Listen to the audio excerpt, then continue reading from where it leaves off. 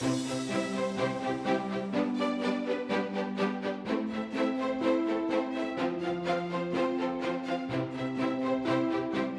to today's episode of Positively Geared. G'day, Lloyd. Hi, Alex. How's things? Very well, thank you. So we've got, once again, two great guests today, Lloyd. Mitch and Mark, contestants on the block last year. It's kind of scary how quickly the last 12 months have gone. I'm sure you guys feel the same way. Welcome, guys. Thank you. Thanks for having us. It's been a blur. Lloyd, in your book, Positively Geared, one of the key topics and something that's proven to be a really excellent strategy for building wealth for yourself and your customers is being able to manufacture equity through renovating property. And obviously that's been integral in terms of helping people really push forward with getting past their few first investment properties and being able to build a really stable portfolio of properties. We're really fortunate to have you guys in today because obviously not only is that something that you've done in front of all of Australia, but it's also something that you guys do on a daily basis. We'd love to hear a bit about your story. Mitch, Mark, whoever wants to sort of take it from the top. From day one to today, tell us about everything. Well, Mark and I, we met 16 years ago now and moved in straight away. Mark was renting an amazing apartment on the waterfront at Elizabeth Bay.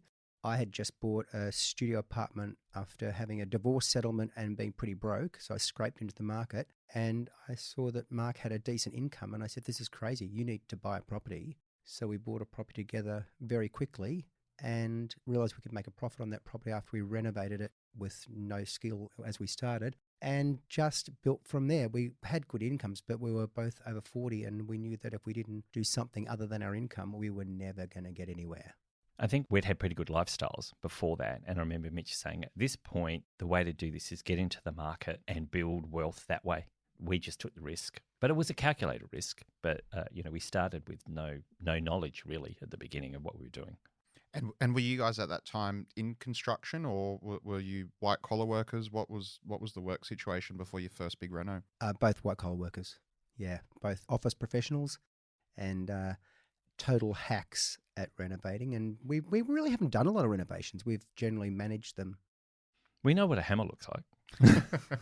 But at that time we had done not very much. Yeah.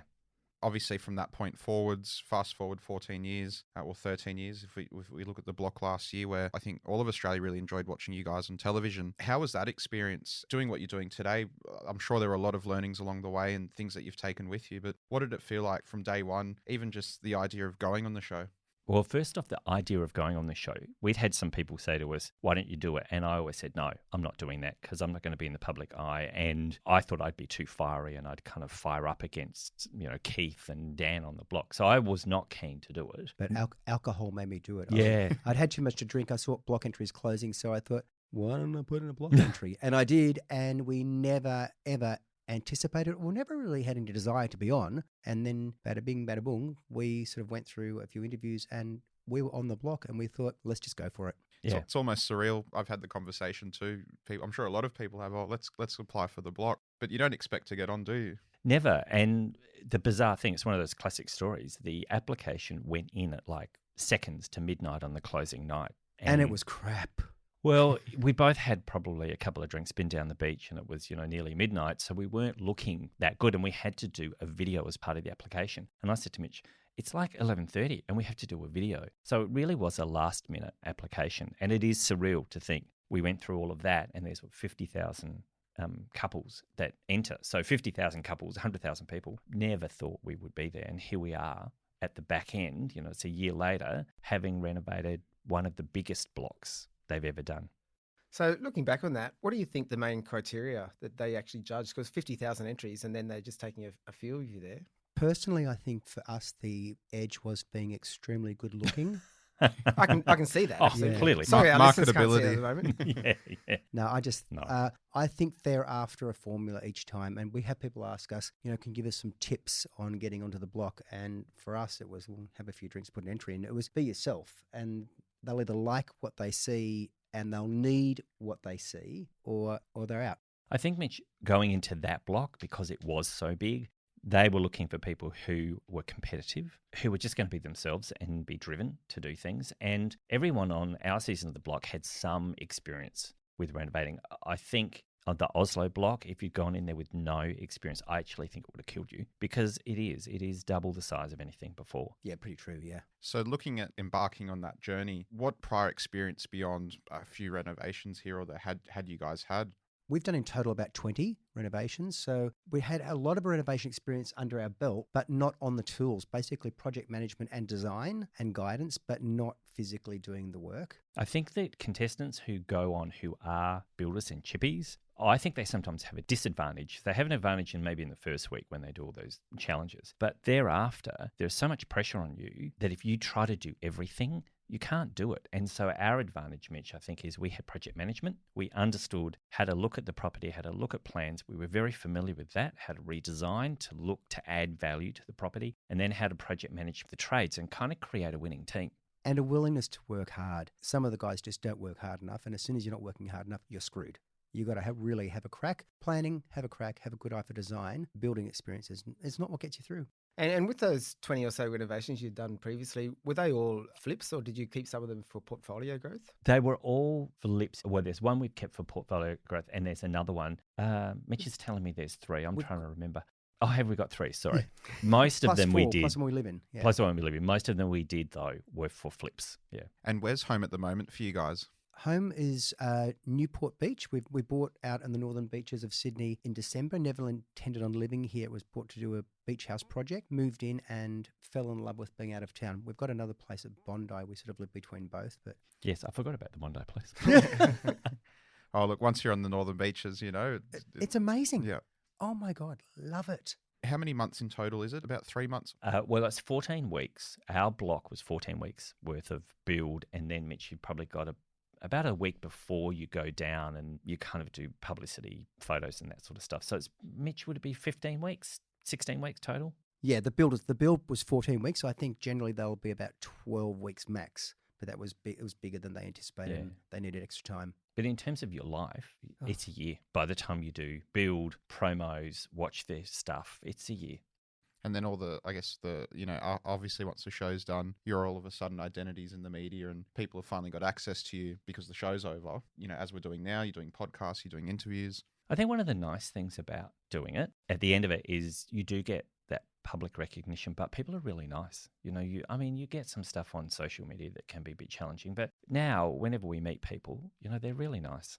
I was going to say I was already famous in my mind, but on that, it's really interesting. It's really interesting to know because you see all these superstars and they sort of complain about having no freedom to go places. We get a tiny touch of that, and it's really interesting to understand that. I'm not saying that it's not something that people should aspire to, but to understand what it feels like sometimes when you think, I just want to go to the supermarket and have people want to talk to you, it's interesting. Yeah, but people are always very nice, and you either have people who you walk past, you see they know you, and oh my God, it's you, or others that do that double take, go, don't I know you from somewhere? It's like, yeah, you probably do. Or you get the ones that say, hi, how are you? And I say, hi, and they say, where do I know you from? Hello. Hello, I'm Mitch on the block. No, actually, No. You're not. You're the guy that I passed in the supermarket last week that I had a chat with. Oh, okay. Get over yourself. Yeah. Yeah. I suppose with the block now done and a new season, which has only recently started, are you guys watching the new season of the block? Yeah, we're watching this season because we're actively involved with it. We're running commentary with High Pages. High Pages being the app that gets you tradies. Yeah. When you need them. Well, High Pages, it's interesting in our experience on the block because we got an amazing builder, Jason. Most people who watch the block remember Jason and Stevie and us. And a few people said to us, was that a setup? Did you know him before? No, we thought it potentially was a setup from the block bringing him in, but we're mates now. We're really close. We talk almost every day. And he said, no, they just responded to our advert and turned up. So we got lucky. And now we're doing commentary for High Pages on the room reveals and what's happening on the block. So we watch it every night. Oh, that's excellent. Beyond moving past the block, because we could probably talk for another 3 episodes or a whole series on the block, what are you guys beyond, I suppose, all the PR associated with that experience? What's sort of daily life look like for you guys now? I'm in a full-time corporate job, but we are heavily involved in renovation. We're actually doing a renovation for Jules and Cam from Married at First Sight right now. We've been working with them, helping them out.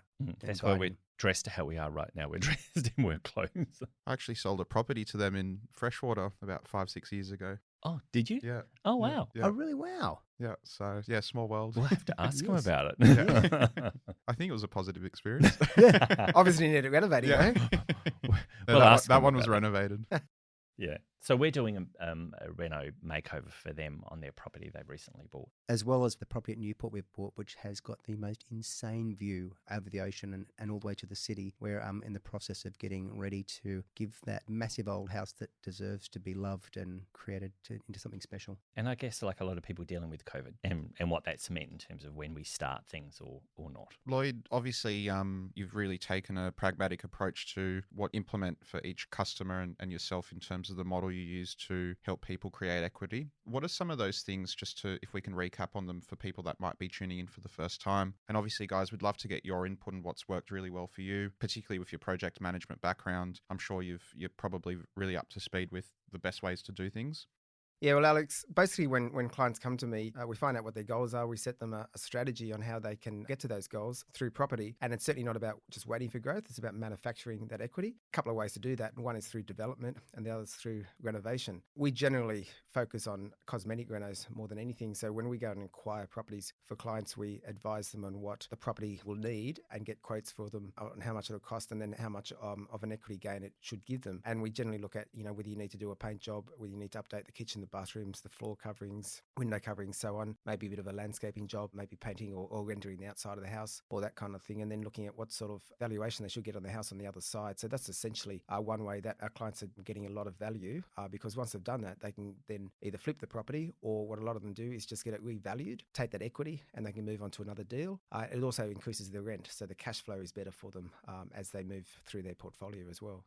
And Mitch and Mark, for you guys, I'm sure you have your own approach, and possibly, you're not looking at it for every person that you work with or yourselves with a view to necessarily build an empire, so to speak. What are some of the things you've learned along the way in terms of renovating to add value?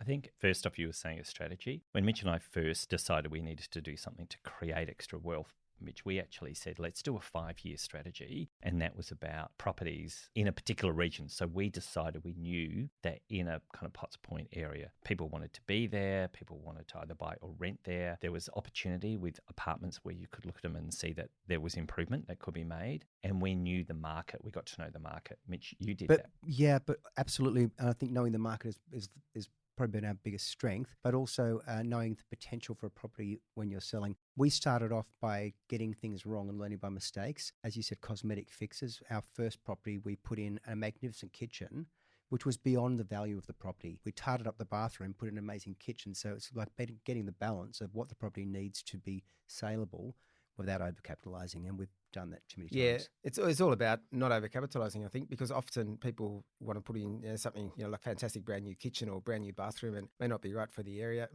may be spending more than what they will get on the property. And I think it also comes down to whether they can actually do the work themselves or whether they're going to hire some tradespeople to do it, in which case that changes the numbers as well. So there's a lot of things that we need to look at when we're looking at It's interesting you say that because our model now, we've developed our model and kind of templates that we use where we look at what we think the property should go for, what we're prepared to pay, and we cover everything, stamp duty, project out holding costs for that period, renovation costs as well, to look at what we think might be the return at the end. And we also, when we flip a property, we don't go in there going, we want to make $300,000 or $400,000 on a property. If you flip and you still make 50 grand, well, 50 grand is 50 grand that you didn't have before.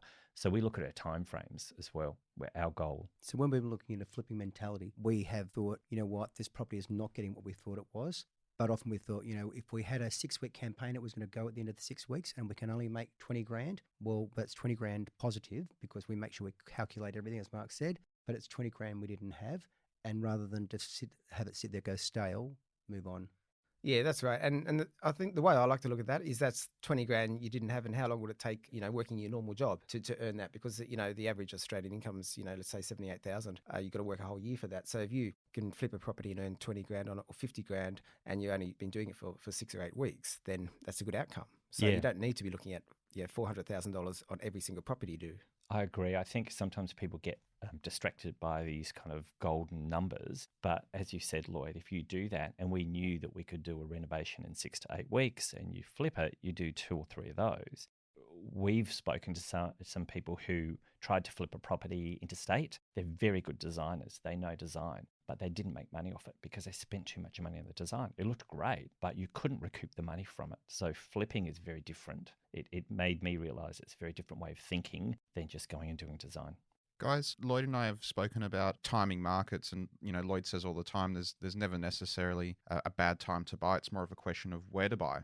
And even with COVID going on at the moment, I mean, if we talk about the market on the Northern Beaches as an example, which is where we're recording from today and home for you guys, the market's been very resilient in the face of COVID. In terms of taking on board that philosophy in terms of where to buy versus when to buy, how has that sort of influenced your decision-making process in terms of your most recent work? We've always focused on knowing a market well. We often have friends say they're looking at a property in a particular area and they might list 5 suburbs in that area. And I said, well, you need to focus and know one of those suburbs really well or know them all really well. You need to be really embedded into that market. So we have stuck to the 2011 postcode, Potts Point, Elizabeth Bay, Darlinghurst, Rushcutters Bay. We kind of know that market really well. And we've done well in that market, but you can't foresee, like we had the stock market crash, which crashed the day we were going to auction, which affected a sale. And we've lived through a few things like that. But now COVID, we were always big on the city because the city was the strongest growth. Now we're glad we've got a foot in the Northern Beaches as well because we're scared. We've got Brisbane City, Sydney City and Bondi. We're actually quite concerned of what's going to happen in the city. I think it's a little bit of a crystal ball job. Help, Lloyd. Well, I think it's interesting times at the moment because with people working from home and more businesses allowing people to work from home and even wanting people to work from home, I think the outer suburbs and even getting into country areas is potentially where people may be sort of moving to. So putting your foot in the door to different suburbs is definitely something that might be worthwhile rather than just centering it all around the city.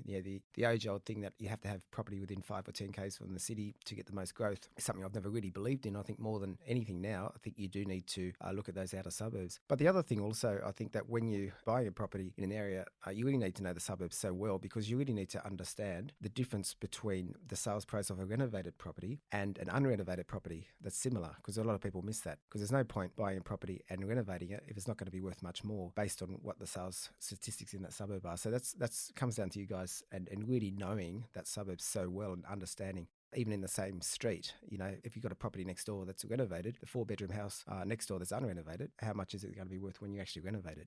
And I think if we can really elaborate on this altogether in terms of, because a lot of people might hear, okay, know the market, and that sounds great, but what does that actually mean? And, for me, off the cuff, it means understanding the unimproved value of land within a street or a suburb. It's, okay, well, what's the improvement value on that block of land? What are the average days on market in the suburb? How many properties are selling at auction versus private treaty? Where are the buyers coming from? And if you're listening today and you can go down the path of really finding that information, you're very well equipped to buy intelligently, aren't you guys? Well, I was going to sing Mitch's praises about that because one of the things that we did when you think about our experience, like project management, I think we had a great team of trades that we needed from a design perspective. But Mitch actually would just go to every open inspection. He'd look at everything every Saturday. I got to a point where it drove me crazy because I don't want to do that. It was brilliant because he got to know also the agents in the area. And they got to know us, so they also realised we knew the market. You looked at all the sales, you looked at properties.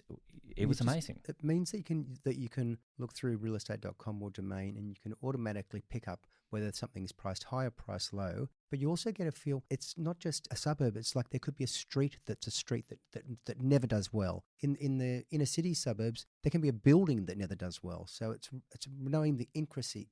I was going to say, in the book, Positively Geared, I actually elaborate on that a bit, actually, because we talk about sort of the macro markets and then coming into the micro markets, which is basically once you determine the suburb you want to buy, you then got to actually go to the right areas and the right streets. And, some of those streets may never do well because maybe they've got housing commission in them and things like that. But also, there could be one side of the street or the high end of the street that may do better than the low end of the street. So you actually really need to know the suburb you're buying in so really, really well because you can't just look at the average statistics for that suburb and think that's going to go okay because your property, you need to buy a property that's going to outperform those statistics. And so you really need to know that you're buying in the right area, the right street in that suburb. And be prepared when you've made a mistake just to accept it. And if you want to flip, move on. We've done our homework. We feel like we know the suburbs. We feel like we know the buildings. But 20 properties in, there's still been mistakes along the way. Mitch, you sort of briefly touched on it before, fear around what the market's going to do. And I think that's a commonality amongst most people, in fact, all homeowners in Australia. Where do you guys see the market going? Obviously, none of us have crystal balls, and we're big believers that it's almost impossible to predict the market. Or more appropriately, maybe a better question is, what strategies would you have in place for possible changes to the market in terms of what you're doing? I absolutely echo Lloyd's comments. I think out of the CBDs is the best investment now. People have been locked up, and they realise that I think society realises that we can work from home. So you want more space in your home, and out of the city you get more space. I hate saying this because we own properties in the city, but I just think out of the suburbs and even country areas, regional areas, I think these northern beaches are going to boom. I think Mitch is right, but I also would add their short-term, long-term. So, we're looking at friends of ours who've always been inner city dwellers who are coming up looking at the northern beaches. Psychologically, there's a shift. People are saying, I need to have more space and I want to live how I want to live rather than sacrifice being in the city. But at the same time, if you look at a cycle, I'd be interested to see, depending on COVID, depending upon vaccines, all those social things, if in 5 or 6 or 7 years' time we've got that handled as a society, then you may have a shift back to some of those areas that have gone down in value and people see there's a potential. So I think you're right. I think short term, but then there's a long term, what's going to happen. A country and a government cannot leave a CBD to become a wasteland. It will come back, but it might take a while. Yeah, that's absolutely true, Mark. I think the other thing to consider is the type of property you're buying. So, like apartments, for example, are something that is probably not going to get a lot of value, in the foreseeable future. Now, I own apartments myself in like Sydney CBD and also Brisbane CBD. But I think with people working from home and stuff at the moment, wanting a bit more space, they're actually going to want houses. And obviously, I've got in my portfolio, I've got houses and duplexes and stuff as well. But I think they're the ones that are going to do better. And I agree, out of the northern beaches, beautiful area, that's going to boom more. But again, I wouldn't be going down and buying an apartment on Dewey Beach or anything like that. It's really about buying the right type of property that's going to suit the demographics moving forward. But just like I always say, the government's never going to allow a major property crash. I don't think they're going to allow the CBD to become a ghetto either. Decentralization will be the key sort of theme over the next 4 to 5 years, even in spite of COVID. I mean, definitely, there's a lot of people in sort of medium to large businesses which have been working from home, and, they're suggesting that they're not going to ever go back to, a full-time desk job. It's going to be more gravitating towards hot desking. I guess we can put a big asterisk and say watch this space in terms of what happens next. I think certainly what happens next, and I think what's interesting is human behaviour that influences this sort of stuff, infrastructure and how they buy. But even from our perspective, the home office, I remember back in like the 70s or the 60s and 70s, people had their home den, and we never had that anymore. And it's going to come back because people need it now. So from a design perspective, when people are buying and looking for houses, they're going to be looking the extra space, maybe an extra bedroom. So potentially a 4 or 5 bedroom place is more attractive because they want a home office they can close. Absolutely. You'd almost want to dress a house that you're bringing to market with an office set up now. Yep. I think absolutely now you would. We definitely will be doing that in our stuff, somewhere that shows you can work from home and you can hide it so work doesn't invade your home. In saying that the city is a risk, if we saw a crash in the city market, I wouldn't be afraid to swoop in and try and pick up something that was being sold what we consider to be too cheap. That's a way to pick up opportunity, isn't it, really? It is. Because you buy low and that'll buy low, sell high. Eventually that's going to, you get a really good opportunity there, then, you're bound to make some money on it in the future, I think. And that's long-term. That's the stuff about long-term strategy. So potentially, we're even thinking for our kids, potentially, is it a chance for some younger people who weren't getting into the market to get into a market like closer into the city, on the basis, though, that within 10 years, that may come back because you're right, the government's not going to let it completely go. But that's about the long-term game rather than the short-term. That's really one of the most important things that we always remind people listening. Lloyd addresses it in his book in so many different ways, shapes and forms. And I mean, property investing is very much a long-term approach. It's about strategy. It's more about the final destination than it is everything in between. That's sort of a byproduct of, I suppose, getting to that final destination. And that allows people to make better decisions, doesn't it, Lloyd, in terms of where and how they buy? Yeah, absolutely. The thing's always about the goal, what you're trying to achieve in the end, and then having that strategy. How are you going to get there? Is property the right vehicle for you? And then what types of properties? The strategies can be a mix of renovation, developments, cash flow, hold for growth and everything like that. But keeping your eyes on that long-term goal and the strategy is much more important than worrying about what the market's doing in 3 months' time or 6 months' time or anything. Lloyd, we've done relatively well at a property, but listening to all the commentary you're giving right now and having your book Positively Geared sitting in front of me, I'm getting a little bit frustrated. Why the hell didn't you do this interview with us 20 properties ago? It might have helped. It's interesting looking at your book because I look at elements of it and go, that's what we've learned, but it took us a lot longer to learn it. But it's a similar experience. We just did it through just dive in and go. I think we all started that way. And I explained that the book's got a lot to do with my backstory as well and how I started. And I started just jumping into things. I had no mentoring at the start. I didn't really know what I was doing. And, I talk about my first property, which happened to be just a one-bedroom apartment, which I bought new. So didn't have the opportunity to add value or anything. Bought it at the wrong time in the market. So I had to wait a few years for growth. So I was just jumping in as well. And then in terms of learning how to add value and all that, that came as I got more experience and figured out what I needed to do to achieve my goals and realised that just holding for growth wasn't the right way to be investing in property. And do you know what? That just brings me back to a point that I've been saying more recently. Talk to the experts, whether it's about gearing up for property, whether it's about renovation. I know previously I would go into a tile shop or a hardware and I just think I want to find what I need myself. I don't want to be pushed into a sale. But quite frankly, the people who work in these tile stores, paint stores, they actually are there and they love what they do and they can actually help you and save you a bomb. So talk to as many people as you can. Read as many positively geared type books. Tile experts, renovation experts, talk to as many people as you can. And beyond that, we had no skill, but I now feel, particularly since doing the block, you actually can do anything. You can't do electrical, sorry, but you can do a whole lot of crappy jobs that you say that you can't do. I was a total reno retard, but I can do a lot of stuff now. I think in creating, manufacturing that growth, you can do that. Part of your research, go and have a look at YouTube, painting things. Like we've done up kitchens recently where we have transformed them through using paint. We haven't been an advocate of that in some of our properties before. But if you can't afford to rip out and put in a new kitchen, you can transform it completely. And you get your hints from YouTube. As Mitch said, our philosophy is go and interview people. That's what you're doing. You're interviewing to get knowledge. I think that's a really good advice because I often talk to my clients about the best way for them to get the best bang for their buck is to actually do the work themselves. And so many people say, but I don't know anything about tools, don't know anything about renovation, and they want sort of to hire tradespeople to do it. But it's going to be expensive because you're paying for people's time and everything. And even a simple paint job is quite cheap if you just have to buy the paint. But as soon as you get someone to go in and do it and paying them 2 or 3 days work to put on 3 coats of paint and stuff, it can become quite expensive. So I think your advice is really good to have people just learn from people, research on how to do things and build some confidence that way. And getting back to learning from people, chapter 11 in the book is called The Dream Team, which is all about surrounding yourself with the right people who can help you, which effectively are, people like builders and, solicitors and accountants and everybody who can advise you every step of the way. So you've got a good team to advise you.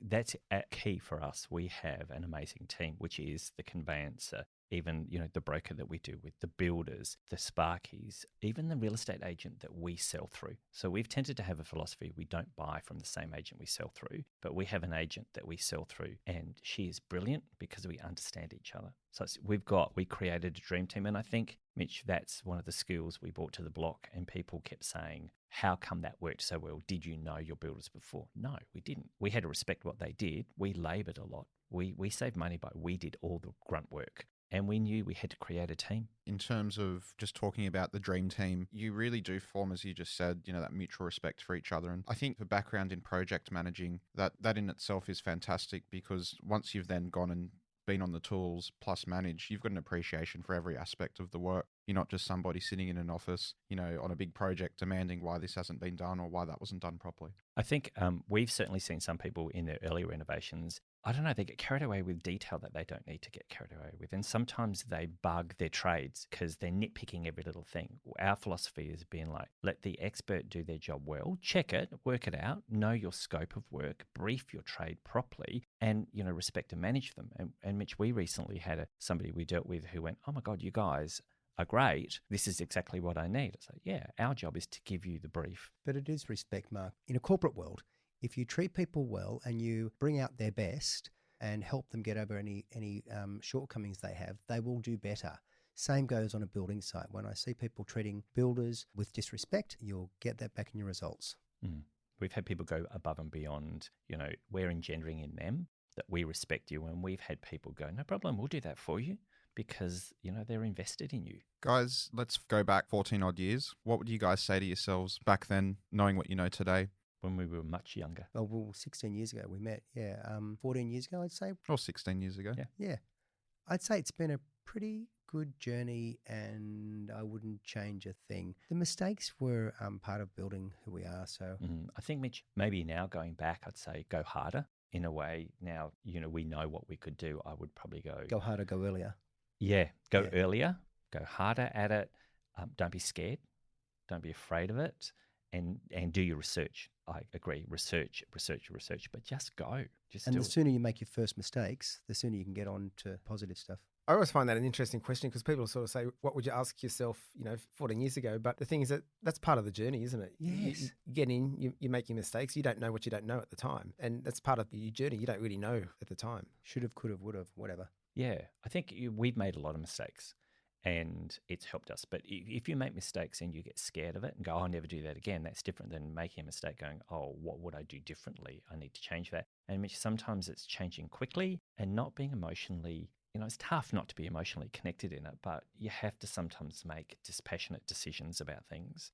Mitch is better at that, I think, than me on some of those things. Yeah, we just switch it around, switch it up and just focus on what you're there for. If you're there to do a renovation to flip, it's not your dream home. You want to make it as beautiful as you can, but it's all about a financial transaction and treat it that way. It's a commercial decision. Yes. It is, and I think we've realised, and I mentioned earlier that there have been people we know who are amazing at design, and then they spend all this money and the property should have been in an area to make money, and they didn't. They lost money. It's like because you treated it as your baby, showing off your design, not as a transaction, as a property flip, and you could have got a better result, but instead they just splurged money for the sake of it.